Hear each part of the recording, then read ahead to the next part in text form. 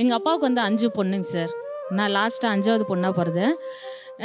எங்கள் அப்பாவுக்கு வந்து பையன் வேணும் பையன் வேணும்னு பயங்கரமான ஒரு தாட். ஏன்னா நம்ம சமுதாயத்தில் வந்து பையனால் மட்டும்தான் எல்லாத்தையும் பண்ண முடியுன்ற தாட்டு தான் இப்பயும் இருக்குது.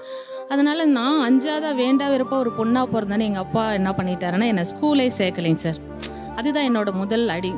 மாடு மேய்ச்சா கூட காசு கிடைக்கும், அதை விற்றா நீ ஸ்கூலுக்கு போயிட்டு எவனுக்கும் நீ சம்பாரிச்சு போடுறதுக்கு எதுக்காக உன்னை நான் பிக்கணும் அப்படின்னும் போது ரொம்ப வலி. அந்த 5 வயசில் என்னால் புரியல நான் என்ன டிசிஷன் எடுக்குது. ஆனால் என் அக்கா பின்னாடியே போவேன் சார்.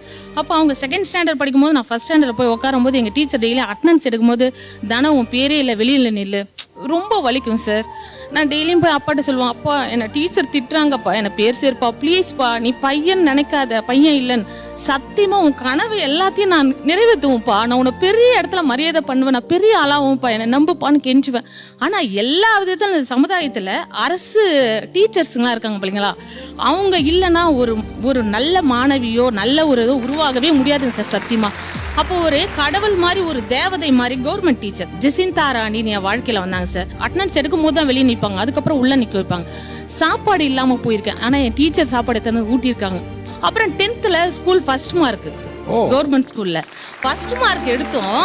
போஸ்டர் அடிச்சு ஊரெல்லாம் ஊட்டிட்டு இருக்கேன், ஆனா நான் மாட்டுக்கு தண்ணி வாங்கி ஊத்திட்டு இருப்பேன்.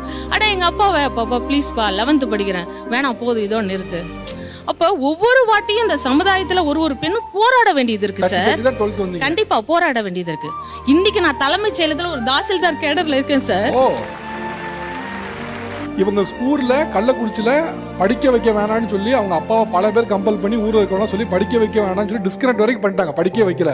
ஆனா ஒரு அரசு பள்ளி டீச்சர் தான் கண்டிப்பா வரணும் இவங்க அப்படின்னு சொல்லி ஜெசிந்தா